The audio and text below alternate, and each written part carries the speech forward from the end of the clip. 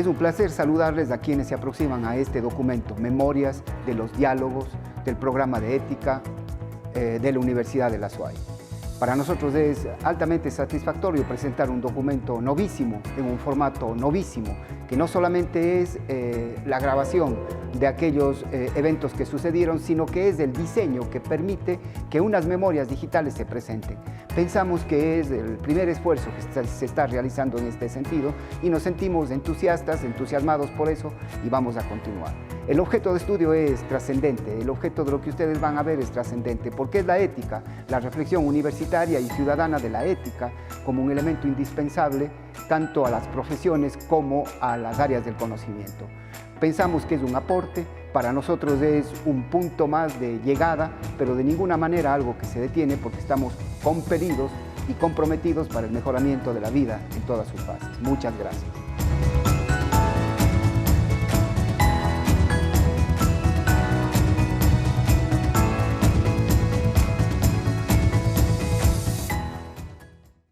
Y a los asistentes, muchas gracias por inscribirse, muchas gracias por asistir. Como siempre, el agradecimiento al doctor Juan Morales, coordinador del programa Ética UDA, y a las autoridades de la Universidad Portuguesa por su apoyo. Le damos la bienvenida a nuestra señora vicerrectora académica, está aquí la doctora Marta Cobos. Muchas gracias, Marta, por acompañarnos hoy. Sé que hiciste un esfuerzo para poder estar con nosotros, así que muchas gracias. Y vamos a comenzar esta jornada. Desde el principio de la pandemia, la esperanza ha estado en la vacuna, ¿no? Y hay muchas cosas que tenemos que discutir al respecto. Vamos a hacer una pequeña introducción sin quitarle mucho tiempo a la doctora Susana, que nos acompaña desde Uruguay, desde Montevideo en este momento, pero me gustaría poner en contexto algunas de las situaciones de las que va a abordar la doctora Susana a manera de introducción. No podemos olvidar, y siempre recordamos al doctor Edgar Rodas cuando nos decía que recordemos la historia para saber a dónde vamos, y no podemos olvidar la historia de la vacunación que ha cambiado la historia de la medicina en realidad con la prevención de enfermedades infectocontagiosas graves. Desde la primera vacuna que pasó a la historia en 1796 con este médico rural Edward Jenner, pasando por la vacuna de la rabia en manos de Pasteur, con la vacuna BCG maravillosa en manos de Calmet Guerin. Aquí están Albert Cadmel y Camille Guerin con su vacuna, con la primera vacuna a bacteria viva y la primera vacuna del siglo XX. Volvemos al siglo XX y a la segunda mitad en la posguerra con las vacunas antipolio de Sabin y de Salk, que sí eran bastante rivales y que en realidad hicieron una carrera no tan severa como la que hemos visto ahora, pero sí hicieron una carrera científica y tenían cierta rivalidad hasta que sacaron al mercado uno la vacuna oral o OPV y otro la vacuna parenteral o IPV, que actualmente están todavía en los arsenales de nuestros sistemas de salud. Solo para muestra un botón, haciendo una revisión muy superficial, decir que la vacunación antipoliomielitis cambió la historia, ¿no es cierto? Y si en los años 50 estos eran los respiradores en donde tenían unas máquinas complejas que les permitían respirar mejor a los pacientes con deformidades, en el año 56, que fue cuando hubo la peor epidemia de polio de la historia. Y además, después de la introducción de la IPV o de la OPV, porque se utilizan en distintos países, primero se usó más la OPV, en el año 1988, que ya teníamos la vacuna, porque salió en los años 50, pero en el año 88 se hablaba de más de 350,000 casos al año a nivel mundial, y para el año 2017 ya los casos fueron solamente 22 notificados a nivel mundial, de manera que las prevalencias, las incidencias de las enfermedades infecciosas bajan dramáticamente luego de la vacunación. Acercándonos un poco más al tema respiratorio que nos convoca a nivel mundial, hacemos una revisión muy general de lo que es la vacunación antiinfluenza. Vemos que desde los años 30 ya había intentos de vacunación antiinfluenza, y aquí en los años 30 ya vemos el primer conflicto ético que me gustaría abordar y que después la doctora va a abordar en profundidad, que en los años 30, mientras se hacían las primeras investigaciones para tener una vacuna antiinfluenza recién pasada, relativamente reciente, la epidemia de la gripe española, que fue la pandemia, pues, gravísima de la gripe española, ya se hicieron infecciones experimentales en humanos como parte del protocolo de la vacunación, lo que ya era grave, pero estamos hablando de hace 80 años, no de hace 90 años. Para los años posteriores, hasta 1977, se fueron acomodando las cepas de vacunación y actualmente tenemos vacunas de subunidades parenterales y vacunas vivas intranasales que tienen distintos grados de efectividad dependiendo de la necesidad. Y otra cosa que quería abordar y que me parece extremadamente importante es que si para polio veíamos esta diapositiva en la que vemos un descenso dramático de las prevalencias luego de la vacunación, y hay muchos otros ejemplos, para influenza también hay un descenso importante de la prevalencia, pero todavía tenemos epidemias anuales y eso nadie lo puede negar y hay mortalidad anual por influenza, sobre todo en los países invernales. Sin embargo, sí se disminuye la gravedad de la enfermedad, aunque no disminuyamos por completo la prevalencia, ¿no? O la incidencia, perdón. Lo que sí quería mostrarles es otro hecho dramático con la vacunación antiinfluenza, y es que aparentemente esta vacunación, además de disminuir la gravedad y de disminuir prevalencias, también lo que hace es modificar al virus para que camine hacia la extinción. La idea es que la vacunación anual, entre más personas se vacunen, más esperanza tenemos de que el virus vaya mutando lo suficiente, no como para hacerse más patogénico, como sucede en la naturaleza por su condición inestable por RNA, sino de que el virus vaya mutando como para perder factores patogénicos. Y parece ser que esa es una esperanza importante con la vacuna antiinfluenza, y hay modelos matemáticos que lo están prediciendo de manera importante. Y luego, por supuesto, pues tenemos todas las otras vacunas mucho más modernas, como las vacunas recombinantes, y la última que salió, que es la vacuna para el virus del papiloma humano, que disminuye la prevalencia de cáncer asociado a los serotipos malignos, que inducen malignidad del virus del papiloma humano. Así que estábamos en un panorama bastante avanzado en lo que respecta a vacunas, hasta que nos vino esto que nadie se esperaba, que nos agarró en frío y que se declaró pandemia en el 2000, en el 11 de marzo de este año. Ya han pasado varios meses de eso, e inmediatamente apareció la epidemia y apareció la esperanza de una vacuna. Esta diapositiva es del 30 de abril, o esta publicación es del 30 de abril, y ya se ve un enorme número de varias decenas, en realidad, de ensayos clínicos de distintos tipos de vacunas para controlar la infección por SARS-CoV-2. Pero el problema que veíamos desde el principio, en mayo conversábamos de esto en la Sociedad de Alergia e Inmunología, es que se ha avanzado a pasos tremendamente acelerados, lo que siempre ha permanecido como una necesidad, probablemente por la situación, pero que también es preocupante. Entonces aquí podemos ver a la izquierda de la diapositiva cómo las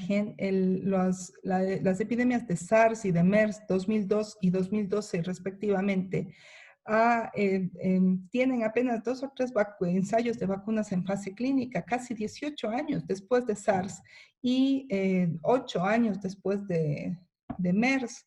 Y todavía la mayoría de ensayos están en fase preclínica, pero en realidad es como tiene que ser, se van haciendo las fases de manera bastante pausada y siguiendo todos los protocolos de seguridad. Sin embargo, dada la pandemia, en este momento tenemos decenas de estudios en fase clínica ya, cuando la epidemia o la pandemia ni siquiera está un año todavía con nosotros en el mundo. Aparentemente sí, pero declarada mismo todavía no está un año y ya tenemos decenas de ensayos clínicos, lo que no deja de ser preocupante, probablemente, insisto, necesario, pero preocupante. Y lo que preocupa, y preocupa aún más, es que a pesar de que vimos que en los años 30, hace 90 años, se infectaban experimentalmente humanos con el objeto de hacer una vacuna, para mayo de este año ya estábamos conversando de la posibilidad, estaba ubicado en el Nature, la posibilidad de que se vuelvan a infectar voluntarios sanos para buscar una vacuna, lo que también tiene implicaciones éticas que son preocupantes. Y otra cosa que nos preocupa mucho a todos es cómo se siguen suspendiendo ensayos clínicos o fases clínicas de vacunas por haber encontrado efectos colaterales gravísimos que no se encontraron en otras fases de los ensayos clínicos debido a lo acelerado del estudio. Entonces, aquí vemos como una de las vacunas emblemáticas, que se supone que era una de las que iba a salir más pronto, recién para mediados del mes pasado, hace un mes, se retomó el ensayo clínico después que se informó de una mielitis transversa gravísima inmunológica, por supuesto, en un paciente que la recibió en un voluntario sano. Con esta pincelada que ojalá en algún momento pudiéramos profundizar de lo que son las vacunas, de lo importantes y necesarias que son, pero de lo importante que haya rigurosidad científica en el proceso de su fabricación, como en todas las otras situaciones que atañen a la salud, no podemos dejar de considerar la parte ética, aparte de lo que significa la rigurosidad científica. Pasteur era un hombre tremendamente conservador, que hizo tremendos aportes a la ciencia médica y para la época era súper riguroso y era muy crítico de Koch, que era apenas para él un médico rural y eran como rivales también en el laboratorio y en la medicina, pero Koch era criticado por Pasteur por falta de rigurosidad científica y por sus experimentos en animales. Así que todo el tiempo, aún en el siglo pasado y en el antepasado, hemos estado enfrentándonos a situaciones en las que la rigurosidad científica no se debe dejar de lado y mucho menos las implicaciones éticas de la investigación en medicina. Con esta pequeña introducción me permito presentarles y tengo el honor de presentar a la doctora Susana Vidal, que nos va a hablar de un tema importantísimo el día de hoy, que es especialista para el programa de ética, de programa para América Latina y el Caribe en bioética y ética de ética de la ciencia de la UNESCO, médico especialista en medicina interna, especialista en bioética fundamental y máster en bioética por la gloriosa Universidad de Chile. Coordinadora académica del Programa de Educación Permanente en Bioética de la Red Bioética UNESCO, coordinadora ejecutiva del Consejo Directivo de la Red Bioética UNESCO, miembro del Comité de Ética y Derechos Humanos COVID-19 en Argentina y asesora de diversos comités nacionales de bioética en la región. Por último, aunque su currículum es bastante más extenso, pero ella me ha pedido que lo resumamos, cuenta con numerosas publicaciones y ha dirigido y dirige proyectos de investigación en la temática. Sin más que decir, tenemos el honor de dar el paso a la doctora Susana, una personalidad muy importante en América Latina, para que nos hable del siguiente tema. Muchas gracias, doctora, por estar aquí. Bienvenida. Bueno, Claudia, muchas gracias. Un saludo a todas y todos. Bueno, y gracias desde ya a la universidad por la invitación y a todas las autoridades. Saludo a las autoridades que se encuentran presentes para escucharme. Y bueno, y no sé si les doy tanto las gracias por el tema, porque es un tema que está de los que llamamos temas calientes, muy calientes en el debate bioético y en ética de la investigación, sobre todo porque está dividiendo aguas de manera muy fuerte, pero creo que y te agradezco la introducción, Claudia, porque evidentemente existe esa posibilidad valiente de apostar a la verdad tan difícil de encontrar en estos tiempos. Y lo que voy a tratar de hacer es, bueno, dar un pantallazo por los principales problemas éticos que encontramos en la investigación con vacunas, en el caso particular de la pandemia SARS-CoV-2, que evidentemente ha hecho desde nuestro punto de vista, ha planteado una suerte de retrocesos en los estándares éticos que hemos venido defendiendo desde hace muchos años, yo diría desde los últimos 70 años, en lo que hemos llamado la etapa post-Nuremberg de la ética de la investigación. Y esto se trata de justificar de alguna manera por la indudable necesidad que hay de apostar a contar con una herramienta, ya sea terapéutica o preventiva, para esta patología que está desolándonos, ¿no? Con una cantidad de defunciones inmensa alrededor del mundo y para la cual no estamos encontrando evidentemente un camino para ser resuelta. Así que estamos en algún sentido en lo que algunos bioticistas llaman una suerte de situación dilemática. Voy a compartir la pantalla para mostrarles una presentación que preparé para compartir con ustedes. Bueno, hemos puesto este título que se llama Ética de Investigación con Vacunas, Anhelos, Temores y Desafíos en tiempos de SARS-CoV-2. Y me gustaría, bueno, como todos ustedes saben, este gráfico lo he usado varias veces, pero cada vez lo tengo que actualizar porque ustedes saben que estos datos van cambiando día a día. Esto que comenzó en una provincia de China, en Wuhan, en una pequeña ciudad, no pequeña, ninguna ciudad de China es muy pequeña, pero en una ciudad de China, hoy está con este mapa que pueden ver aquí prácticamente afectando a todo el planeta. En un total, esto lo revisé hace 48 horas, 37.686.000 casos y más de 1 millón de defunciones en 180 países. Tenemos que tener en cuenta que el tema de los casos es relativo a los testeos, con lo cual el dato de casos no es un dato muy fidedigno a nuestro entender. Más importante es medir las defunciones en términos de cantidad de defunciones por cada 100.000 habitantes, porque nos parece que es un dato más, que se presenta como más objetivo. Pero bueno, frente a esta situación de una epidemia que se convierte en pandemia, iba creciendo y impactando gravemente a la vida y la salud humana en distintos lugares del mundo, también se plantea la necesidad urgente de desarrollar investigaciones para obtener medicamentos efectivos, eficaces, y vacunas. Pero siempre bajo la idea de que esto debería contar con altos estándares metodológicos y éticos, como fue mencionado recién, con resultados confiables, sobre todo en términos de seguridad y eficacia, y que sean accesibles de manera universal, y esto lo vamos a ver en qué sentido estos desafíos en la investigación deben tener por contrapartida la accesibilidad universal. Y desde ya en el menor tiempo posible, ¿no? Y algunos estudios de los propuestos para este caso, como se mencionó recién, han estado siendo llamados, han sido propuestos bajo el nombre de ciertas metodologías innovadoras, bajo el nombre de estudios con desafíos, estudios humanos con desafíos, y otros sencillamente incluidos en el campo de lo que se llama el excepcionalismo metodológico. Y vamos a tratar de entrar un poquito en esto y ver cuáles son los problemas tanto éticos como, desde mi punto de vista, tanto éticos como científicos tecnológicos, porque en este campo, en estas primeras etapas de la evaluación ética de un ensayo clínico controlado o de una investigación, la evaluación del diseño metodológico para nosotros es como el primer paso de la evaluación ética.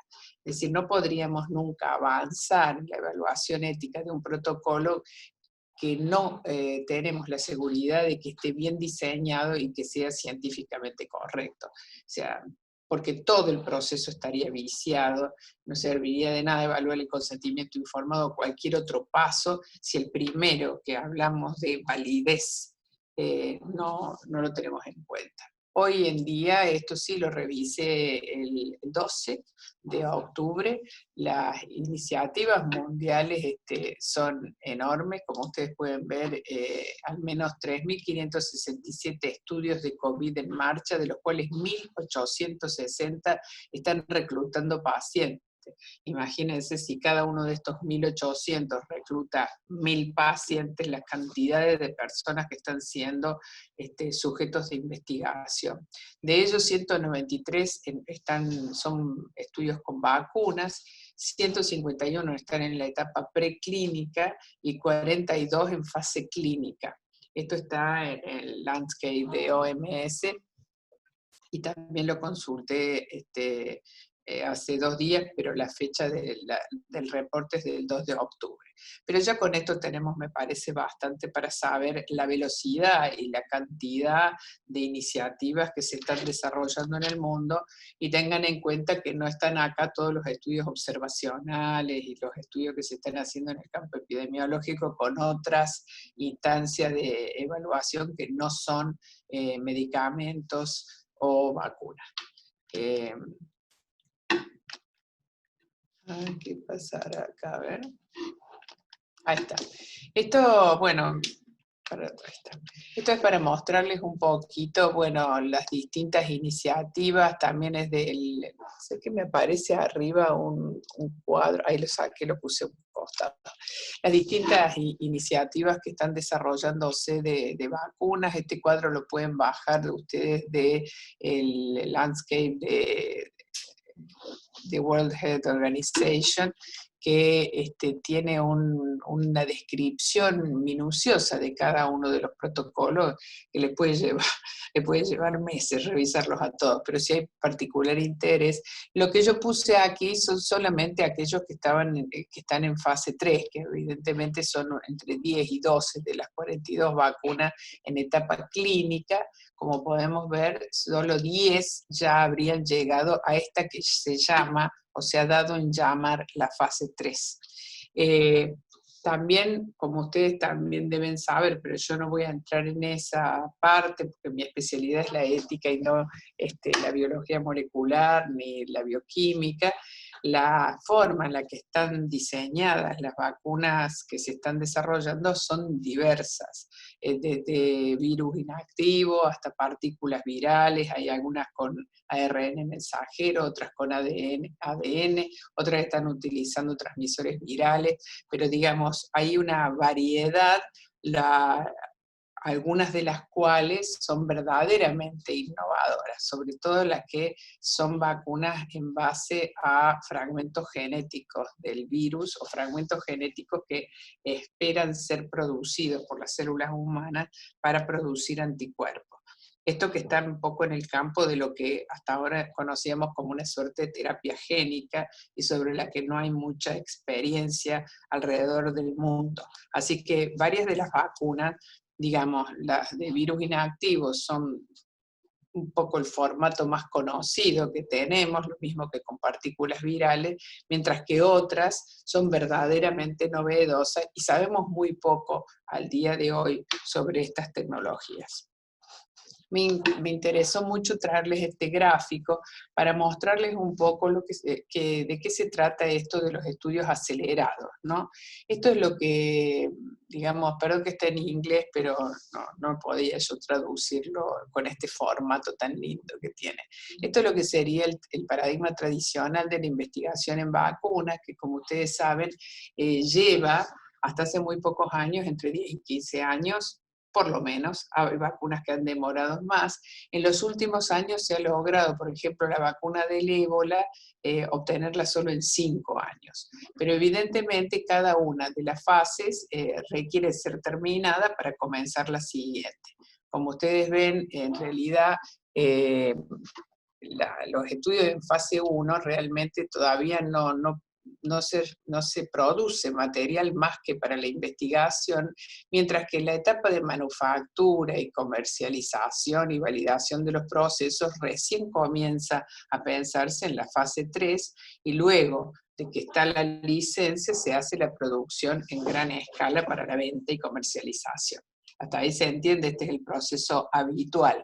Mientras que este paradigma de pandemia, digamos, que superpone y corta o altera fases, evidentemente, si ustedes pueden ver cómo las 3 fases están incluidas en una sola etapa, en la cual puede ser, por ejemplo, que los estudios preclínicos sean tomados de experiencias anteriores con otros virus SARS, por ejemplo, o que se superponga la etapa preclínica en animales con la fase 1-2.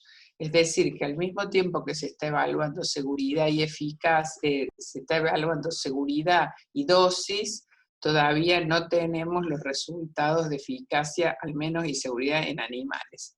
Y lo otro es que algunos estudios están evaluando cómo se ve seguridad, dosis y seguridad y eficacia en un solo estudio. Por ejemplo, la vacuna de Pfizer, que se está probando en Argentina y creo que también en Brasil y Sudáfrica, es un protocolo fase 1, 2, 3. Es decir, están los 3 protocolos, las 3 fases en un mismo grupo, y con un grupo de pacientes que es pequeño para considerarlo una verdadera fase 3.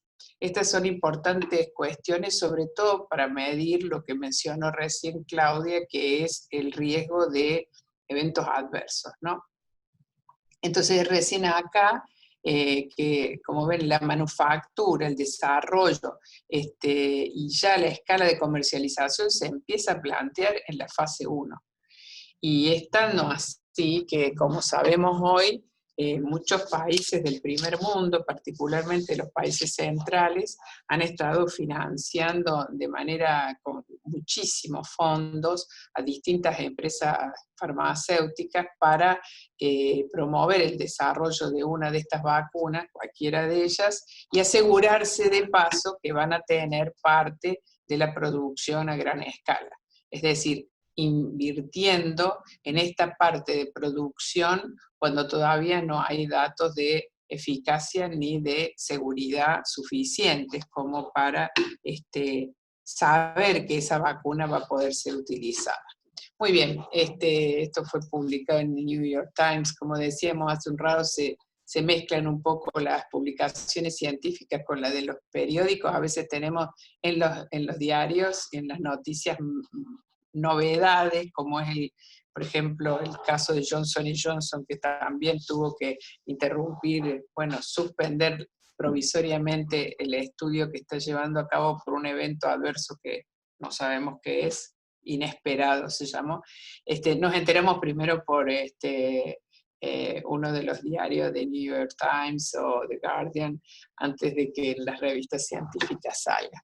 Bueno, acá están un poco mostrándose qué cantidad de vacunas están en cada una de las fases. Como vemos, la fase 3 muy pocas, acá figuran 11, yo encontré 10 nada más en la OMS, aprobadas ninguna, y con uso limitado o provisorio 5, que quiere decir que los datos no son suficientes para saber más o menos en qué fase está. Esto es solo para mostrarles de este artículo que me pareció precioso, cómo se escalonan la investigación académica, la fase preclínica y clínica, hasta la manufactura y venta, en relación a esto, que sería, ay, no puedo, se me pegó esto acá, pero lo que quería era mostrarles cómo esto está previsto desarrollarse en un año, con la manufactura y la producción y distribución en el mismo año, mientras que la anterior está prevista hasta en 10 años, hasta 2032.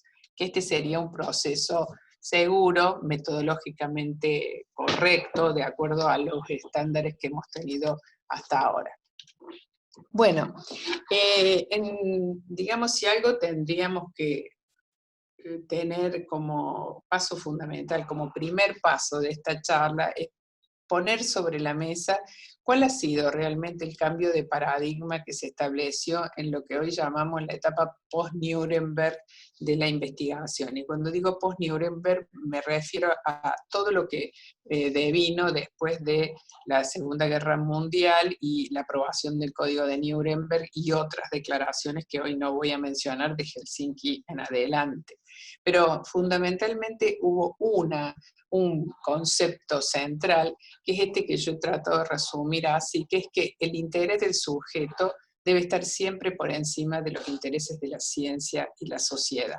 Ese principio fundamental ya lo planteó por primera vez el Código de Nuremberg, que iba casi de la mano de la aprobación de la Declaración Universal de los Derechos Humanos, y lo volvió a ratificar la Declaración de Helsinki y muchas otras, hasta yo diría Helsinki lo mantiene, mientras que otras declaraciones a partir de los años 90 han empezado a flexibilizar varios de sus artículos, como ha sido el caso varios de Helsinki, también de la normativa SIOMS y otras, en las cuales evidentemente parece empezar a tomar, por ejemplo, la aprobación de razones científicas para autorizar el uso de placebo en ensayos clínicos controlados, cuando existe una terapia probada en ese caso, haría pensar que se está de alguna manera otra vez priorizando los intereses de la ciencia por encima de los intereses de cada uno de los individuos. Y esto es una discusión muy interesante porque, si ustedes saben, Precisamente este es un principio, llamaríamos utilitarista, que rigió bastante al desarrollo de la epidemiología y la salud pública en la primera mitad del siglo XX, por lo cual estarían de alguna manera justificados algunos sacrificios por el bien de la humanidad. Esto de decir, bueno, tanto en la investigación biomédica como en las prácticas de salud pública, se pensaba que lo más importante era mantener la salud para el mayor número posible. Bueno, se cometieron tantos usos en relación a esto que hoy ya sabemos que este es el principio fundamental y quisiera que lo tengan en mente porque voy a volver a él. Lo que sí está claro es que ese interés del sujeto está reflejado en la protección de los derechos humanos. Y la protección de los derechos humanos es una responsabilidad de los estados. En tanto eso, son los estados, los gobiernos, los que tienen la responsabilidad de proteger los derechos de las personas y también promoverlos. Y los comités de ética de la investigación, de alguna manera, reciben una suerte de delegación de esta responsabilidad que le corresponde al Estado y deben llevarla adelante. Por eso es que tienen tantísima responsabilidad, no solo ética, sino también legal. Y esto también es importante tenerlo en mente, porque no se trata de un tema de los científicos ya más. Y eso también es un cambio a partir de Nuremberg. La protección de los sujetos de investigación es una obligación de los estados que se llevan adelante, en general, los comités de ética de la investigación. Pero es como una obligación indelegable del Estado resguardarla. Así que voy a avanzar un poquito. Cuando tratamos de ver cuáles son en general los criterios éticos para la evaluación de una investigación biomédica, generalmente hablamos de algunos estándares, ¿no? Yo solo lo voy a decir a vuelo de pájaro esto. El primero de estos criterios le hemos llamado siempre la validez, es a lo que me refería recién. Es la corrección técnico-metodológica al diseño del estudio. Lo primero que tiene que evaluar un comité de ética es el diseño. Y si el comité no está en condiciones de hacerlo, porque no tiene expertos en metodología, debe pedir que lo evalúe un experto o una experta en metodología o en farmacoepidemiología, para que pueda decir, el diseño es correcto. Ahora usted puede ver todos los otros aspectos éticos, pero la validez, hoy tan vapuleada por muchos aspectos que vamos a ver enseguida, es el primer criterio ético. La segunda es el valor social de la investigación. Y también nos vamos a detener un momentito en eso. ¿Qué quiere decir que tenga valor social? La tercera es que deben estar evaluadas las condiciones de la comunidad, en particular sobre una correcta selección equitativa de la muestra para que no sean grupos vulnerables los que son incorporados en ensayos clínicos que de los cuales no van a recibir los beneficios. Entonces la selección equitativa de la muestra del estudio es un requisito tanto metodológico como ético. O sea, debe ser un diseño muestral metodológicamente correcto, pero además debe ser un diseño muestral justo. Esto quiere decir que ese diseño muestral no puede incluir un sesgo que se aplique solamente a determinadas poblaciones vulnerables. Luego hablamos siempre de la evaluación entre riesgos y beneficios favorables y la minimización de los daños, lo que aquí vamos a mencionar como eficacia y seguridad, el consentimiento informado de los sujetos que participan o de la comunidad en ciertos casos excepcionales, y esto incluye no solo el papel o la información, sino incentivos indebidos, formas diversas de coerción o coacción o inducción, que son formas de violar el consentimiento informado. Y último aspecto, que esto no lo tenía antes yo porque lo consideraba más de papeleo, pero hoy se torna fundamental, que son los aspectos relativos a seguros y cobertura de daño, indemnizaciones por daños, porque hoy el tema, como ustedes deberán saber, está en la cresta de la ola. Bueno, La Organización Mundial de la Salud hace muy poco publicó unos estándares éticos para la investigación durante una emergencia en salud pública. Y entonces, de alguna manera, esto ponía de relieve que habría algunas excepciones a esta lista que habíamos mencionado antes. Esto lo pueden leer en detalle, porque el documento está accesible, ahí yo se los puse también a la referencia.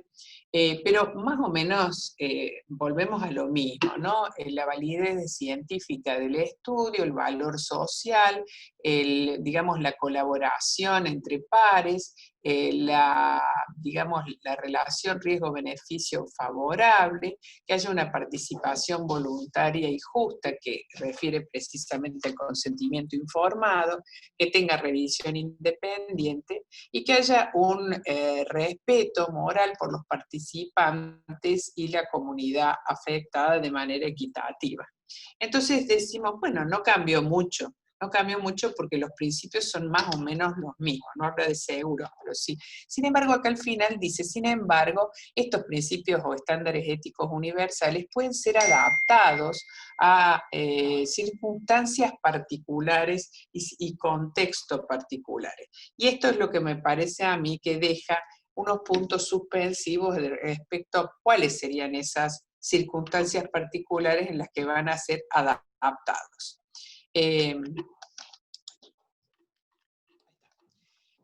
Me parece importante hoy, a la luz de la enorme cantidad de publicaciones, desmentidas, retractaciones que hay en las revistas científicas, volver a pensar y volver a recordar cuál es el concepto que tenemos de la ciencia.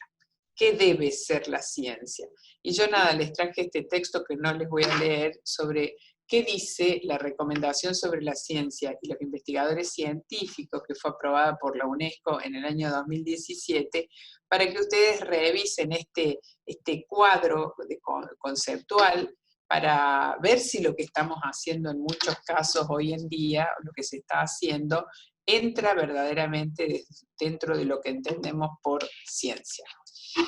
Como sea, más allá de este excepcionalismo metodológico, hoy seguimos sabiendo, sin ninguna duda, que la misión moral de la investigación, y digo moral, no solamente la misión científica de la investigación, sigue siendo la misma, que es reducir.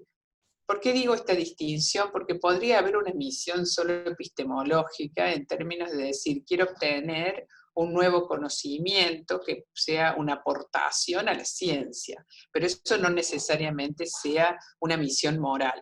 Entonces, me parece importante pensar que es reducir la incertidumbre y permitir que los médicos, los sistemas de salud y los responsables políticos mejoren el abordaje de la salud individual y pública. Entonces acá lo que vemos ya es un rol que la ciencia provee evidencias ciertas, transparentes, para que los sistemas de salud, a través de sus funcionarios, quienes llevan adelante la práctica de la salud, y los políticos puedan regular y llevar adelante prácticas que mejoren la salud humana. Entonces, me parece importante entrar en este primer punto que llamamos la validez dentro del campo del excepcionalismo metodológico, sabiendo que ya hay numerosas publicaciones que están, yo de todo les estoy poniendo las referencias para que nadie después se enoje conmigo. Yo digo quién lo dijo. Que sostienen que en situaciones críticas no siempre es posible desarrollar ensayos clínicos controlados con altos estándares de calidad. Algunas limitaciones pueden ser aceptables, ¿no? Esto es bien notable porque a partir de esto es que precisamente estamos teniendo este tipo de resultados que en el artículo de London y Kimmelman se desarrollan en detalle, como estudios en fase 1 simultáneos a la etapa preclínica, o como decíamos recién, estudios que unifican o superponen fases en términos de seguridad, sin asegurar seguridad para poder avanzar a otra fase, estudios rápidos y fáciles de realizar, pero que no aseguran eliminar sesgos, y esto es un tema central, publicaciones preprinted con peer reviewers con poca experiencia o sin ningún peer review, como ha pasado en algunos casos, duplicación de esfuerzos con drogas e hipótesis idénticas que duplican sin lugar a dudas recursos, pero sorpresivamente finalmente tienen resultados diferentes, tamaño muestral menor al requerido, o un endpoint o un establecimiento de endpoint preliminar no válido, con lo cual resultados en una etapa que todavía no deberían, y falta de aleatorización o cegamiento, que son algunos de los aspectos que se está viendo. También hemos estado viendo con cierta preocupación que se han hecho varias publicaciones que después tuvieron que ser retractadas, como las publicaciones de Lancet y el New England Journal of Medicine sobre la cloroquina, o la obtención de datos por uso compasivo que luego son transferidos automáticamente como si hubiera sido un ensayo clínico, estudios sin grupo control, incentivos indebidos, notificaciones por rueda de prensa en vez de notificaciones a través de revistas científicas, y finalmente el punto de la autorización de emergencia con estándares diversos que está llevando adelante la Food and Drug Administration, que vamos a mencionar cortito. Así que este es el tema de la validez, que nos tiene muy preocupados, y con ello pone de alguna manera en tela de juicio muchos de los avances muy necesarios, pero que en alguna medida no nos dan seguridad para poder impulsar algunas de las publicaciones o de los conocimientos que se están ofreciendo. El segundo punto que me parece relevante es el del valor social, y es de lo que mucho se está hablando hoy, prematuramente a mi modo de ver, que tiene que ver fundamentalmente con la importancia que una nueva innovación tenga para mejorar la calidad o la salud o la vida de la humanidad. Entonces, de algún modo, el valor social lo podríamos medir en el grado de sufrimiento y enfermedad que esta intervención va a ser capaz de disminuir o de prevenir. Fíjense que yo hago una distinción entre este valor social y no me adhiero a lo mejor a otras definiciones de valor social que lo entienden como una innovación científica de mucha relevancia, porque ese tiene valor científico, pero no necesariamente valor social. Entonces, va a haber un alto valor social cuando una intervención resuelva un problema grave de salud y que sea accesible para todas las personas que estén enfermas. Porque si logramos una innovación que sea muy eficaz, pero que es accesible solo para muy pocos, el valor social es bajo, como ocurre con el Remdesivir, que ustedes saben que tiene un precio que es absolutamente inaccesible. Entonces, hoy están en la mesa ya descaradamente, diría yo, los grandes problemas que ya se veían venir, a pesar de que al comienzo, con el proyecto Solidarity que llevó adelante la Organización Mundial de la Salud, se proponía una innovación libre de patentes, una patente mundial.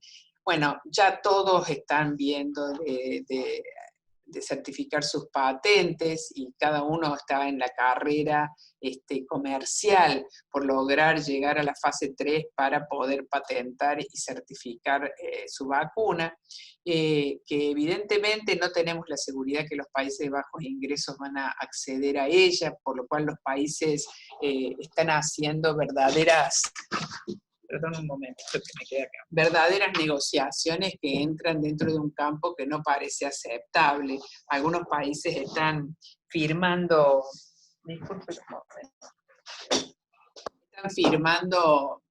aprobando proyectos de ley que después voy a mencionar, pero que incluyen, por ejemplo, que cualquier problema de arbitraje tiene que ser llevado adelante por tribunales externos al país, es decir, el tribunal que decide la farmacéutica, que la farmacéutica no tendrá obligación de indemnización por daños, lo que hace que quien cubrirá los daños será el propio gobierno donde las dosis la vacuna se compre, y finalmente cláusulas de confidencialidad que evidentemente van a impedir que la fabricación de medicamentos, de vacunas genéricas.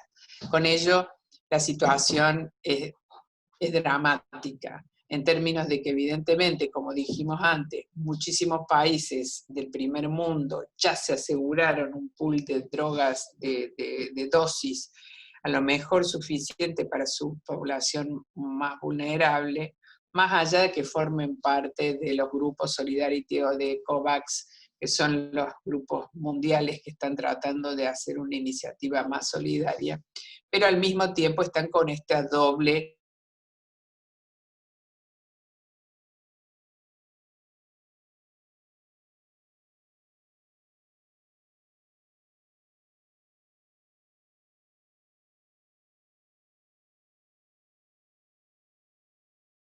un grupo, una cantidad de dosis, es muy difícil conseguir las formas de distribución que haga de ese beneficio un bien accesible para todos los habitantes del mismo país, porque requiere de unas tecnologías bastante complejas y de cadenas de frío y una serie de cuestiones que no todos los países tenemos. O sea que esto del valor social es un tema muy preocupante al día de hoy.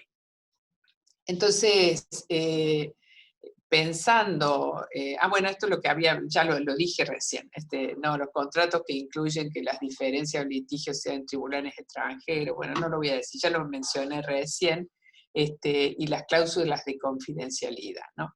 Entonces, una cuestión solamente más de esto que me preocupa a mí es que, dadas las condiciones de la investigación, si ustedes se dan cuenta, por lo menos quienes desarrollan investigación, la fase 3 real de este protocolo se llevaría adelante pagando por la vacuna, pero con la diferencia de que los eventos adversos tienen que ser cubiertos por el mismo país que pagó.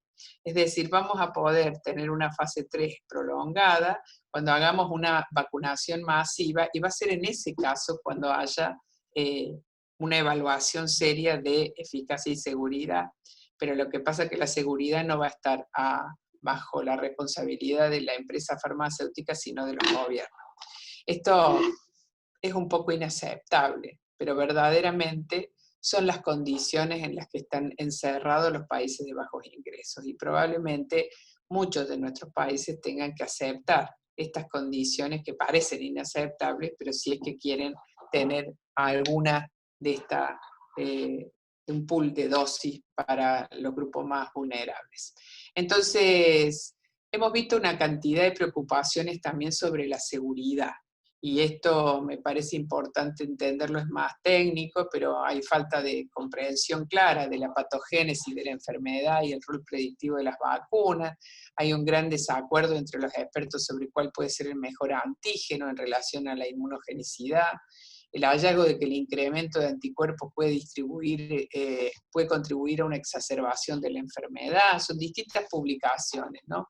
Una falta de un modelo animal adecuado, especulaciones sobre la duración de la protección dada por la respuesta inmune, y finalmente la evaluación de una respuesta inmune inadecuada con las vacunas genéticas, como mencionábamos recién. Entonces, estamos en una discusión fuerte en esto de los riesgos y los beneficios. Aún está en evaluación la inmunogenicidad en términos de duración de la inmunidad. No sabemos bien todavía qué dosis y cuántas dosis son necesarias, y tampoco sabemos, y esto es lo que acabamos de ver, qué beneficios post-investigación habrá para aquellos países que hayan sido parte de las investigaciones, como es el caso de Argentina, Brasil y otros países, creo Perú también está participando. Bueno, respecto a las condiciones de la comunidad, que era el tercer elemento, tengo que ir un poquito más rápido.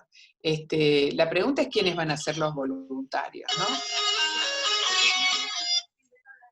¿Quiénes van a ser los voluntarios? Y entonces es importante saber que cuando se paga, sobre todo en el caso de voluntarios sanos, hay una tendencia fuerte y es poco probable que personas de altos ingresos participen. Puede que lo hagan, y puede que lo hagan voluntariamente con un espíritu de altruismo. Pero en general es altamente probable que sean los sectores más vulnerables los que se ofrezcan como voluntarios. Esto evidentemente, yo les puse ahí como ejemplo que el estudio de la vacuna Moderna para la fase 1 daba una compensación de $1.100. Para una persona de escasos recursos en Estados Unidos, evidentemente puede ser un factor de inducción indebida, ¿no? Entonces, de alguna manera esto se justifica solo con el consentimiento informado, de lo que ya dijimos que esta responsabilidad de protección de la integridad es una responsabilidad del Estado más allá del consentimiento informado de las personas, ¿no? Y bueno, lo del consentimiento lo voy a pasar un poco, gira un poco alrededor de los incentivos indebidos y sobre todo de esta convicción que tienen muchísimas personas de que probablemente participar de esto sea siempre en algún sentido una contribución a la ciencia, y no siempre las personas tienen claridad sobre cuáles son los riesgos que corren y qué puede suceder durante una investigación, sobre todo de estas características. Entonces, me parece que es un tema delicado, depositar todo digamos, el resguardo de la integridad de las personas en el consentimiento informado, sobre todo con los grupos más vulnerables. Hay una discusión amplia sobre si no deberían participar los prisioneros, algo que se, digamos, descalificó en la norma SIOMS del año 89, y ahora volvemos a preguntarnos si no deberían participar los prisioneros, las personas desempleadas, las personas pobres, ¿no? Condiciones de pobreza. Quiero referirme brevemente a una propuesta innovadora dentro del excepcionalismo metodológico que ha circulado. Ahora bajó un poco de intensidad, pero hace 2 meses o 3 meses tuvo muchísimo ranking, diría yo, entre los debates internacionales, que fue la propuesta de modelos de infección humana controlada. Esto supone la exposición deliberada de las personas, de los voluntarios sanos, a agentes infecciosos, particularmente para probar una vacuna, ¿no? Entonces se infecta con el virus de COVID-19 a personas sanas de modo de producirles la enfermedad. El objetivo puede ser realizar estudios de vacunas, el más común es que primero se pone la vacuna, después se hace la infección humana controlada, o conseguir información sobre otros puntos, por ejemplo, nuevos medicamentos, evaluar y conocer la forma de desarrollo de la enfermedad, la antigenicidad, la transmisibilidad, etc. Esto la verdad que fue una discusión muy intensa dentro de la red a la que nosotros pertenecemos, que se llama Red Bioética UNESCO, y verdaderamente es tan acuciante la situación en el mundo por la cantidad de muertes que se están produciendo, que muchos están tentados de decir, bueno, si hay que hacer algo arriesgado, lo hagamos, si es que nos va a proveer de un resultado para evitar que sigan muriendo personas. Pero no son nuevas las infecciones humanas controladas, como ya lo mencionó Claudia hace un rato. Hay una larga lista de situaciones, como, bueno, las más comunes son, las más mentadas han sido los estudios de sífilis en Guatemala, que se conocieron hace no mucho, se habían desarrollado entre los años 48 y 52, en Guatemala, pero el más conocido de todos probablemente es el estudio de Willowbrook, que se realizó en los años 50, ¿no? Con 750 niños con discapacidad que fueron infectados con hepatitis. Estos niños estaban dentro de una institución estatal, y en realidad los argumentos que dieron, que era Krugman, el director médico de la investigación, estaban muy, muy relacionados y eran muy parecidos a los que se están dando hoy para justificar la infección humana controlada. Sin embargo, desde entonces y hasta ahora han sido consideradas no éticas. Y me gustaría voy a volver un poquito al principio rector del que hablé al principio, ¿por qué fueron consideradas no éticas? Y quiero dejarles estos 2 argumentos fuertes que para nosotros, para la bioética, son muy relevantes, es decir, los argumentos. es que el primer argumento, y el argumento central que nosotros basamos en el respeto por la dignidad humana y los derechos humanos, es que producían un daño deliberado en personas sanas. Es decir, que la ciencia y la medicina estaban interviniendo en personas sanas para producirles deliberadamente un daño. Entonces, en un primer argumento es que definitivamente viola el principio de respeto por la dignidad humana y los derechos humanos, y en segundo lugar, viola las obligaciones de no dañar de la medicina y de la ciencia. Pero sobre todo, fíjense, aquel argumento del que hablábamos, antepone el interés de la sociedad y la ciencia por encima del interés del sujeto. Esto sería un argumento, yo diría, fundamental. Más allá de cualquier otra consideración, podríamos decir, no está justificado dañar a personas, ya vamos a ver que en algunos casos esto tiene excepciones, dañar a personas sanas con el objetivo de conseguir un mayor conocimiento para la ciencia. Pero había otras razones a considerar por las que se consideraron no éticos. Era una población vulnerable, sin consentimiento, con sesgos, con riesgos y sin beneficios directos para los participantes, y en algunos casos sin beneficio también para la ciencia, es decir, sin valor social o validez. Pero vamos a avanzar un poquito sobre el primer elemento, porque pasados los años, desde los últimos años de la década del 90, se empezaron a autorizar algunas infecciones humanas controladas, bajo la premisa de que eran de riesgo bajo y alto valor social. Entonces, se autorizaron infecciones humanas controladas en la fiebre tifoidea, en el cólera, en la malaria, en dengue, en la influenza, que creo que fue lo que se mencionó hace un rato, pero no se autorizaron, a pesar de haberlo intentado, con ciertas patologías como fue el VIH, el ébola, anthrax y Zika. Hay un documento que habla bastante de esto, del Global Forum del 2017, Global Forum on Bioethics Research, que está bien interesante. ¿Por qué? Porque la relación riesgo-beneficio era negativa, porque no existe un tratamiento para estas enfermedades, y entonces no podemos infectar a una persona con una enfermedad, y para esta sí existe un tratamiento, porque no se conoce adecuadamente el proceso patológico, y porque aunque pudiera tener un alto valor social, producirían un daño deliberado en las personas sanas. Entonces, fíjense ustedes que dan razones más amplias por las cuales este tipo de infecciones no serían consideradas éticas. Y en el caso particular de la infección por COVID, estamos hablando de estas mismas razones, ¿no? No conocemos la relación riesgo-beneficio, no existe tratamiento para esta enfermedad y no conocemos adecuadamente el proceso patológico del SARS-CoV. Lo que me parecía importante mostrarles es cómo ha ido respondiendo la ética a la pregunta de si es éticamente correcto exponer a sujetos sanos a riesgos altos por el bien de la humanidad, con el objetivo de salvar muchas vidas.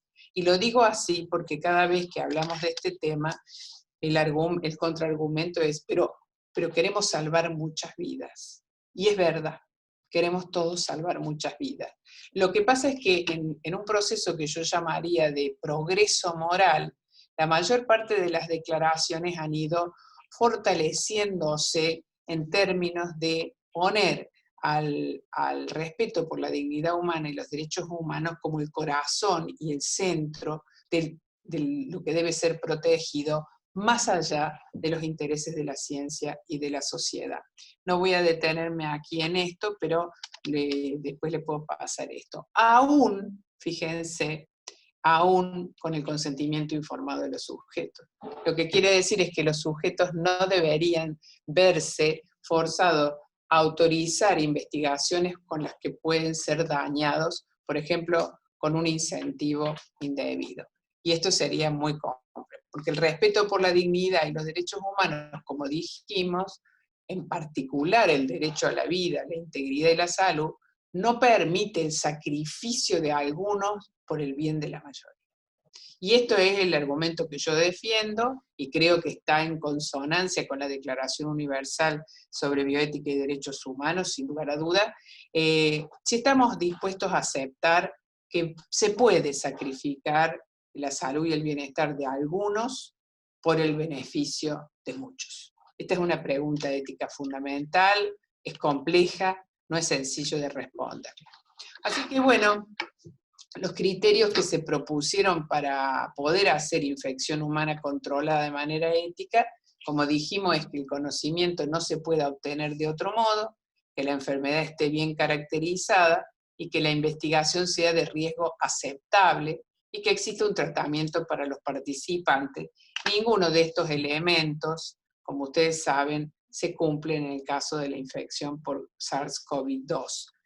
Por más que ahora la OMS ha hecho unas recomendaciones diciendo que podrían hacerse en grupos pequeños, que podría existir un beneficio para los participantes y la comunidad, que siempre van a ser evaluados por un comité de ética y que van a tener el consentimiento informado de las personas, que es lo que decíamos recién. Y su realización no implica la explotación de vulnerables, y que estos estudios cuentan con un alto grado de valor social. Eso que dicen, que habrá acceso universal a los resultados, cosa que estamos viendo que no va a pasar.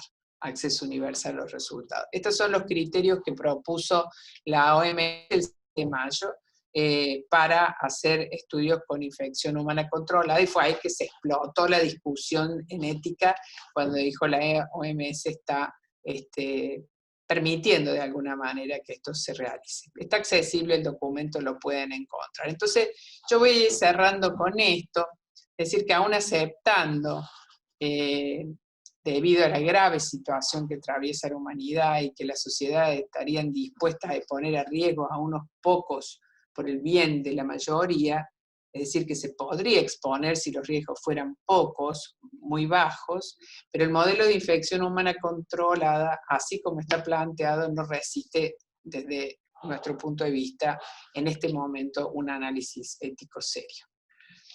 Así que yo quisiera ir terminando, ya hablé mucho, con estas ideas, estas dos ideas centrales, ¿no? Frente a la urgencia y a la gravedad de la pandemia, todos queremos salvar vidas. Eso no está en discusión, ¿no? Para salvar más vidas es mejor mantener altos estándares metodológicos y éticos que nos permitan respetar a todos los seres humanos de manera igualitaria.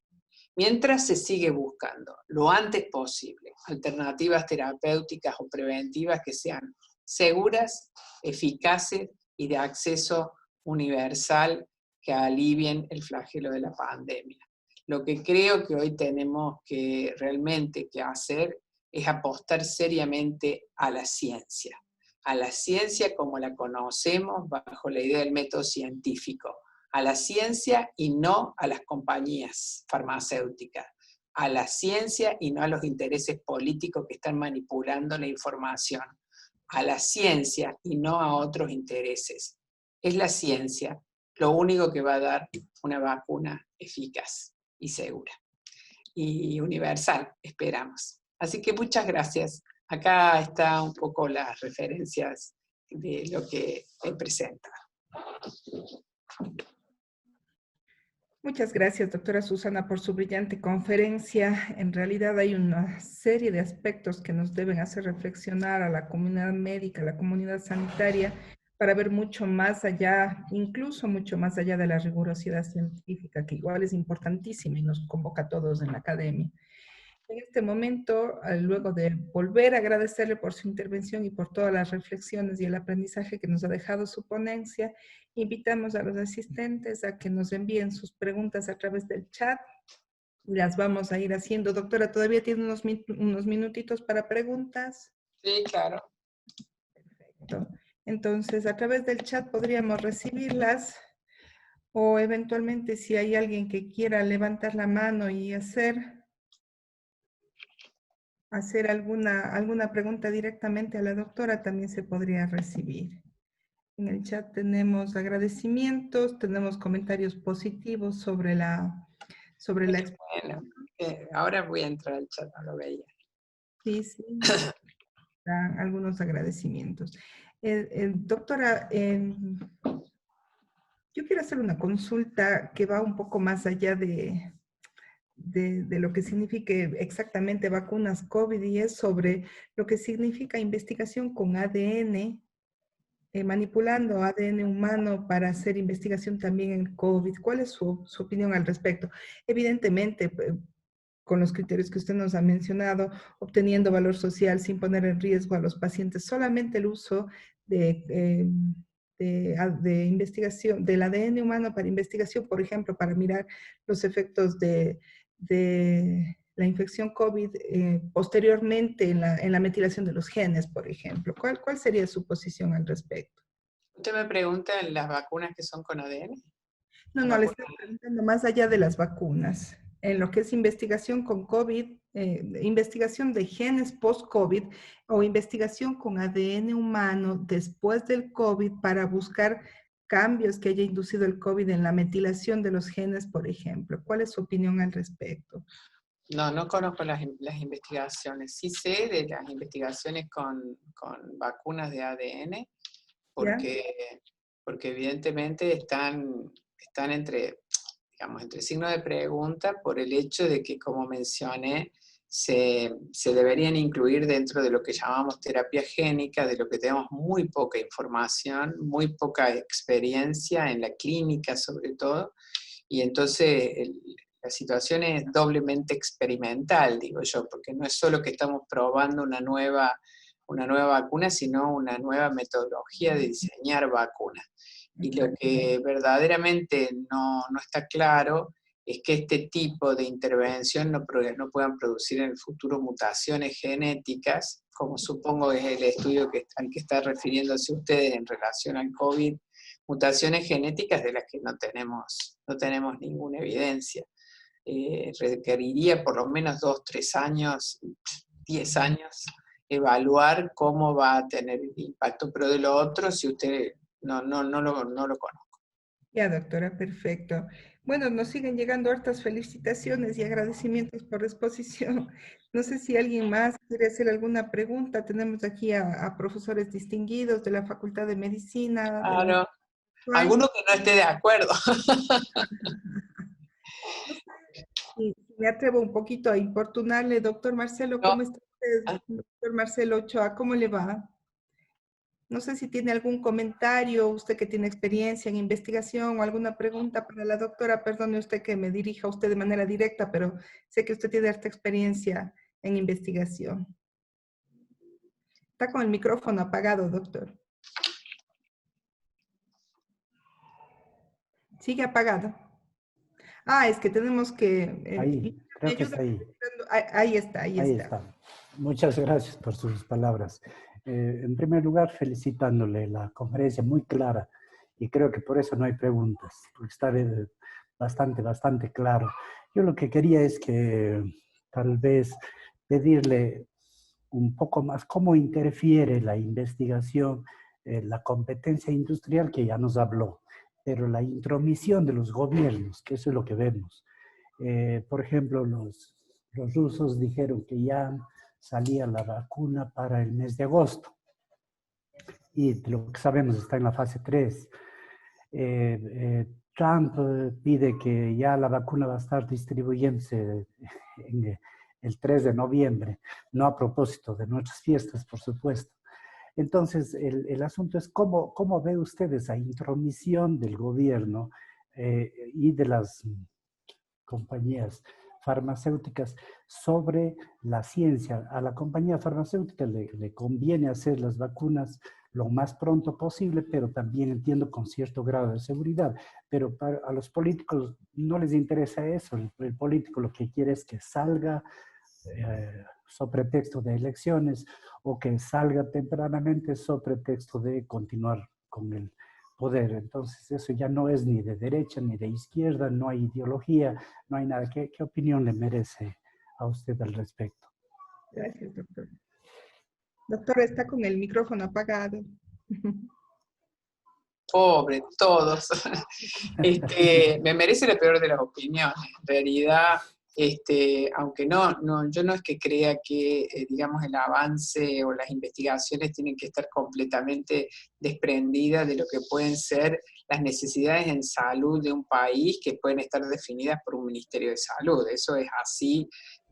Siempre hemos dicho que no nos parece bien que se hagan investigaciones sobre temas de salud que no son relevantes para los países. Entonces, y esto tiene que ver con el valor social, los ministerios de salud pueden decir, esta investigación no es relevante para nosotras. No pueden decir los ministerios de salud, esta sí es relevante y se hace si no pasa primero por un comité de ética de la investigación, como debe ser. Pero lo que está pasando ahora me parece que es una situación entre bochornosa y payasesca. Y yo no me voy a privar de nada en esto porque son todos los medios de comunicación del mundo, cuando funcionarios de distintos países de alto rango recomiendan tratamientos que no están probados, salen en los medios de comunicación. Eso es lo payasesco, ¿no? Recomiendan ciertos tratamientos diciendo que son mejores unos que otros, cuando ni siquiera hay publicaciones sobre eso en las revistas científicas. Pero lo que me parece aún peor es el negocio de trasfondo. Recién mencionábamos que hay, bueno, y es público también, por ejemplo, las cantidades, los montos que ha invertido Estados Unidos en diversas empresas farmacéuticas en la fase 1 para asegurarse que va a tener una cantidad de dosis posteriormente a, digamos, la aprobación de la vacuna. Ustedes saben que eso determina un valor del producto y un valor de las acciones de la empresa en la bolsa que también va a estar equilibrado con la campaña electoral del político que invirtió. Con lo cual, si ustedes salen, como pasó con el laboratorio de Johnson & Johnson ahora, inmediatamente que se anuncia que el estudio se tuvo que detener transitoriamente, las acciones en la bolsa bajan. Y los gobiernos que han hecho una gran inversión, por ejemplo, en Johnson & Johnson o en AstraZeneca, el caso anterior, la vacuna Oxford-AstraZeneca, a nadie le conviene perder dinero, nadie quiere perder dinero. Entonces hay un doble discurso. No es cierto, no es tan cierto que, no lo sé si es cierto, pero están, me parece, muchos más interesados en ese juego comercial del manejo de las acciones de las empresas, que realmente si la vacuna va a ser eficaz. Creo que sí le interesa a los gobiernos que la vacuna sea eficaz porque todos están con un problema muy grave, pero también les interesa lo otro. Y entonces hay una especie de manipulación de una cosa por la otra que me parece muy grave, y la verdad que quienes trabajamos en el campo de la investigación, en el campo de la ética, tenemos una obligación de denunciarlo seriamente. Otra cosa es las situaciones para mí de, como les dije, de trampa, en la que van a estar la mayor parte de los países de bajos ingresos, como son la mayoría de los nuestros, porque no van a tener opción.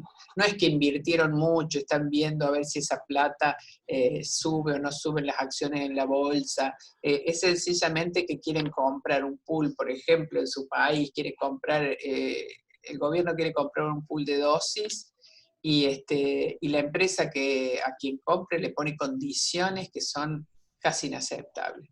Y entonces están en una situación dilemática. Dicen, no acepto y no tengo las dosis, o acepto, ¿qué hacer? Entonces eso me parece, me parece terrible que estemos en esto, cuando aparte ni hablar de la mano de un movimiento antivacunas, de la mano de un montón de posverdad y de versiones sobre, todo el mundo dice lo que se le da la gana y todo el mundo parece que toda esa información. Es tiempo de que, me parece, de que la ciencia trate de desprenderse un poco el ámbito científico de todas estas cuestiones comerciales para ver si alguien le cree, porque hay una gran deslegitimación del conocimiento y de la transparencia, ¿no? Muchas gracias, doctora, por la respuesta. Gracias, doctor Marcelo, por la pregunta y por el comentario. Teníamos aquí una pregunta respecto justamente a lo que se acababa de comentar de parte del doctor Hernán Sacoto, pero le parece una subpregunta del doctor, digámoslo así, dice, ¿cuándo terminará la fase 3 de las vacunas que ya están en fase 3, ¿no es cierto? Considerando la eficacia y la seguridad. Si tiene alguna opinión al respecto, doctor. Sí, en realidad no es mi opinión, la vacuna consigue la licencia con un sistema que se llama de emergencia, de aprobación de emergencia que ha implementado la FDA y que establece, digamos, modelos variables de evidencia para seguridad y eficacia. Eso va desde el 50% hasta un 90%, dependiendo del tipo de medicamento. Y al parecer, de acuerdo a lo que hubo una publicación en Public Citizen, que es una ONG que de alguna manera defiende los intereses, los derechos de los usuarios de salud en Estados Unidos, que mencionaba precisamente cómo podíamos aceptar una autorización con un 50% de evidencia sobre seguridad y eficacia. Porque si, por ejemplo, a ver, no la quiero complicar mucho, pero si la probabilidad de eventos adversos fuera del 2%, por decir algo, y la probabilidad de mortalidad por el COVID en algunos países es del 1,3%, entonces la verdad que hay que evaluar costo-beneficio en términos de si vale la pena vacunar. No estamos teniendo en cuenta ahí el otro casi 15% de personas que entran en situación grave, aunque no van a morir, pero digamos que tiene un costo sanitario enorme y un costo en calidad de vida también. Pero son cosas que hay que medir. Es así, se va a autorizar según los estándares que pone la FDA, porque la mayoría, por lo menos de los países, automáticamente que tiene la licencia, lo autoriza. Así es, doctora, precisamente. Aquí hay otra pregunta interesante que dice, ¿cuál es su opinión sobre esta iniciativa COVAX de la OMS a través de la que los países en vías de desarrollo podrán acceder a vacunas para COVID-19 cuando ya estén disponibles? Y por otro lado, si es que es ético negociar el costo de las vacunas con la industria farmacéutica, y agradece por su magistral intervención. Gracias. Bueno, sí, yo creo que lo que nos está quedando es se llama Gavi COVAX, es una propuesta hay más de 190 países, 180 y pico países sumados, con algunos fondos privados y fondos solidarios, y tiene una palabra que dice, no es altruistas, pero bueno, donantes, ¿no? Internacionales, está Bill Gates y Melinda Gates, entre el grupo Gavi sobre todo, que apuestan a eso. Lo que pasa es que el COVAX está compitiendo de alguna manera, yo creo que tiene un gran objetivo realmente de hacer un criterio de distribución no equitativa, igualitaria para todos los países según la cantidad de población, y propone que luego la distribución dentro de los países sea de acuerdo a población de riesgo, o sea, personas con mayor vulnerabilidad a estar infectados. Pero todavía no tiene los fondos suficientes COVAX para dar cobertura, al menos una cobertura como se propuso del 20%. No la tiene. Y está compitiendo de alguna manera, digo, con los fondos que los mismos gobiernos, que son parte de los mismos estados que están parte en el COVAX, están a su vez alimentando o invirtiendo directamente en las empresas para no quedarse por las dudas fuera, ¿no? Entonces, cualquier país pone $1 billón en una empresa farmacéutica para asegurarse sus dosis, mientras tanto también contribuye con el COVAX, pero no sé si contribuye en la misma cantidad. Entonces, creo que no me voy a acordar la cifra de lo que declaró el director general de la OMS, que todavía le faltan fondos para poder hacer esa distribución universal e igualitaria. Me parece excelente la iniciativa y tiene mucho que ver con lo que pensamos que debería ser justo. Y alguien me preguntó si me parece mal negociar el precio. Me parece mal, me parece que la vacuna en esta circunstancia no tendría que ser patente, creo que todos deberíamos abogar por una por una vacuna libre de patente, sin licencia, y que las empresas, que debemos decir, el mayor gasto de las empresas que en la investigación inicial no es de las empresas, es de las universidades, como es el caso de Oxford. Luego las empresas desarrollan las fases clínicas de la investigación. Lo que deberíamos pagar es por el costo de manufactura y producción. El costo de producción y nada más. Eso debería ser, si es que alguien estuviera dispuesto a hacer una acción altruista frente a 1 millón de muertos, ¿no? Pero no parece que sea ese el escenario. No se olviden de COVAX. Creo que es una alternativa muy interesante. Precisamente esta pregunta fue hecha por nuestro decano, por el doctor Duque, que ahora veo que no le podía identificar por el número, pero ahora que prendió la cámara ya le pude identificar. Gracias, doctor Duque, por su pregunta. Hay algunas otras pocas dudas que me parece que sí fueron abordadas durante la charla y que podríamos después conversar con los estudiantes. Sí. Aquí hay una pregunta interesante última que dice, ¿qué opina de las declaraciones de la doctora, no le conozco a la doctora Brandolino, sobre las vacunas? Mucha gente le cree por tener título de médico. Yo me parece que es a ver si nos aclara un poco, me parece que yo la verdad que, sí, a ver, sí, me parece que es una mujer que está en contra de las vacunas, a ver si es cierto, tal cual. Parece Que declara en los medios de comunicación y le han dado, yo tuve casualidad de verla porque veo los noticieros argentinos, porque yo soy argentina, sí, es antivacuna, sí, yo la he visto, pero me parece impresentable, no tiene ningún argumento científico serio para hacer, pero la situación en la que estamos es que, como yo hablaba de la palabra pérdida de legitimidad, es que da lo mismo que hable un gran investigador que lleva 20 años trabajando en el desarrollo de moléculas para investigación clínica, o que aparezca una persona que no se sabe quién es y que empieza a gritar en los medios de comunicación. En los medios les dan micrófono y la gente en general, el público, yo creo que está muy confundido, ¿no? Hay mucha confusión.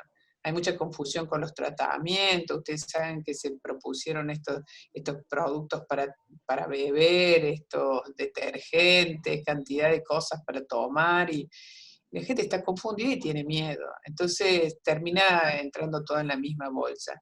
Me parece que no habría que darle más prensa a personas como esas y basarse en las sociedades científicas que tenemos todos los países, con avales y con cierto respeto, ¿no? Y las publicaciones de las revistas indexadas, con revisión de pares, a pesar de que ha habido varias retractaciones, como ustedes saben. Quiere decir que algo no fue bueno, pero igual leer las revistas científicas y no los diarios, porque vamos por ahí. Hay un tango al respecto, ¿verdad, doctora? Lo del chip. Hay un tango al respecto, ¿no? Que dice, perdóneme la palabra, lo mismo un burro que un gran profesor, ¿no? ¿Se acuerdan de un tango? Hace poco hubo una marcha bueno, yo ya le digo, veo Argentina, pero también hay marchas en Brasil, hay marchas en España, ahora no sé si han visto en Madrid, hay cantidad de marchas en París, y entonces ligan a los científicos que asesoran con cierto partido político, y entonces ahí se ha generado una mezcla que un poco responde a lo que me preguntaba el doctor Ochoa, ¿no? Sobre esto de mezclar la política partidaria con el avance de la ciencia, por más que debemos decir que el avance de la ciencia no ha estado invicto de estar influenciado por eso en el pasado, pero ahora es una situación para mí muy triste de ver cómo todo entra, la Biblia y el calefón, eso dice el tango El Cambalache. El cambalache, La exactamente. Biblia y el calefón. Sí. Así es. Doctora, tenemos una pregunta por interno de nuestros jóvenes estudiantes. Dice un estudiante de inmunología actual, ¿hasta qué punto podría presionarse a la población para que se aplique la vacuna una vez que esté disponible para el público? ¿Y hasta qué punto la salud podría estar por encima de la libertad del individuo y de la sociedad? Uy, tremenda. Es una Tremenda. pregunta central. Desde mi punto de vista, en la medida en la que la vacuna no esté debidamente probada en términos de seguridad y eficacia, en ningún punto. No se puede obligar a las personas a vacunarse. La vacunación obligatoria en los países se ha hecho en base precisamente a un gran enunciado de preservar la salud común por encima de las libertades individuales, cuando sabemos que las vacunas están dentro digamos, de la agenda o el calendario de vacunación oficial y gratuito. Y esto quiere decir que no entran dentro de ese calendario vacunas que no tienen suficiente seguridad. Por ejemplo, hace muy poco empezaron a entrar en algunos calendarios la del papiloma, que todavía sigue siendo muy discutida, pero será bien, será mal, no sé, pero muchos todavía no la aceptan. Entonces, en la medida que las vacunas no tengan el tiempo de haber dado, no se puede obligar a las personas a vacunarse. Ese es mi modo de ver. Y si así fuera, sería muy alarmante. Muy alarmante. Perfecto. El tema sí ha avanzado mucho con las medidas de confinamiento y con las medidas de prevención. Ustedes saben que la medida de decir, bueno, es obligatorio usar el tapaboca, es obligatorio el distanciamiento físico. Usted no puede salir de noche. No sé si ustedes han tenido esta especie de estado de sitio, como le llaman en Córdoba, le dicen toque de queda. No es toque de queda, pero está prohibido salir de la casa después de las 8 de la noche. Bueno, eso se puede hacer utilizando la fuerza pública, utilizando la fuerza pública. O sea, se pasa por encima de las libertades individuales bajo la premisa de que eso va a ser una manera de resguardar la salud común, la salud de la población, pero porque tenemos alguna evidencia de que usar el tapaboca va a impedir que contagiemos a otros y ser contagiados nosotros, pero sobre todo que contagiemos a otros. Ahora, no tenemos totales evidencias sobre esto, entonces va a ser muy difícil obligar a nadie a vacunarse, como no se puede hoy obligar a vacunar sobre otras cosas, pero sí sobre el calendario obligatorio y gratuito. Perfecto. Yo creo, doctora, que podríamos cerrar con esta pregunta que también es de un estudiante que apela a sus conocimientos científicos, metodológicos y éticos para preguntarle su opinión sobre el tiempo en que usted estima que podríamos tener una vacuna, digamos que decente, disponible para la población en general. Yo no lo sé. Yo no lo sé porque creo que no lo sabe nadie. Porque en realidad todos podríamos pensar que las vacunas que están en fase 3, de acuerdo a la estimación, que son 10, podríamos decir que de acá a 6 meses podrían estar en condiciones de empezar la producción masiva y decir, bueno, es lo que la mayoría dice, que para mitad del año próximo tendríamos accesibilidad a las vacunas en términos no solamente de que la vacuna haya dado muestras de servir, sino que hayan tenido tiempo de producirla. Porque ustedes saben que además de que la vacuna sirva, después hay que producirla por millones y millones de dosis. Entonces, se supone que se requerirían como mínimo 2.000 millones de dosis para vacunar a 2/3 partes de la humanidad, ¿no es cierto? Lo que no sabemos es si en el trámite de estos 6 meses no se van a interrumpir otros protocolos. Ya se han interrumpido 2. Entonces ya los ojos están grandes con Oxford, AstraZeneca y ahora con Johnson & Johnson. Todavía no ha reanudado. Y Johnson & Johnson salió con 30.000 pacientes. Pacientes no son voluntarios sanos. El 23 de septiembre comenzó la fase 3 y la tuvo que suspender ahora, y ni siquiera han dicho qué le pasó a la persona. Dice, una inexplicable evento adverso grave. No se sabe, que no se tienen en secreto. Entonces no lo sé. La estimación es que para mediados del año que viene habría alguna vacuna con licencia.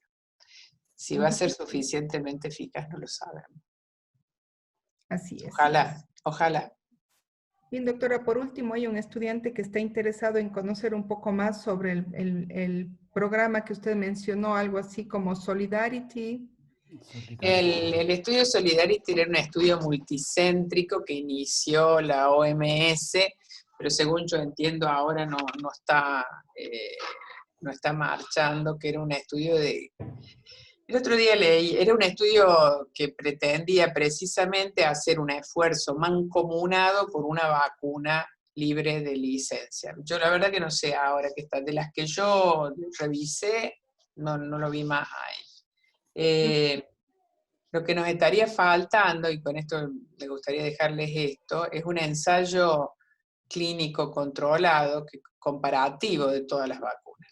Eso sería evidentemente un aporte realmente serio a saber si es que hay una vacuna que es mejor que la otra, que los demás se retiren y que nos dejen la vacuna que sirve y los otros se lleven la vacuna que no están seguros si sirven, o que nos dejen la que sirve más. Porque si no, ese estudio lo vamos a terminar haciendo todos nosotros, ¿no es cierto? Hasta que probemos que hay una que no sirve y entonces ya fuimos vacunados miles y miles de personas. Entonces, sería muy valioso poder hacer lo que las empresas no suelen aceptar. Estudios comparativos de las 10 vacunas que están en fase 3. Y eso sería verdaderamente muy interesante. Así es, doctora. No había pensado en esa posibilidad, pero sí sería realmente lo que nos dé una respuesta, ¿no? Tomaría un poco más de tiempo, sí, pero muy probablemente sería una excelente opción. Eso sería, estimados asistentes, autoridades que nos han acompañado y doctora Susana Vidal, un agradecimiento especial por su excelente exposición. Se nos ha llenado el chat de felicitaciones, tanto públicas como privadamente. Le agradecemos muchísimo. Vamos a tener el placer de escucharla nuevamente en el Congreso de Ética con un tema un poco más esperanzador que ya les adelantaba hoy a los estudiantes. Y nada, pues agradecerle y comprometerle para que siga ayudándonos con sus conferencias. No sé Cuando se pueda. Gracias a ustedes, espero que haya sido de utilidad. Hasta pronto. De muchísima utilidad. Gracias de nuevo a nombre del programa Ética UDA y de la Facultad de Medicina y de la Universidad de la SUAY. Muchas gracias por su presencia. Que estén muy bien. Hasta pronto. Buena tarde. Adiós. Gracias. Gracias a todos. Con esto terminamos y vamos a redactar las memorias y probablemente en poco tiempo la presentación va a estar en el canal YouTube del programa Ética UDA para quien quiera verla en diferido. Muchas gracias a todos por asistir. Buenas tardes.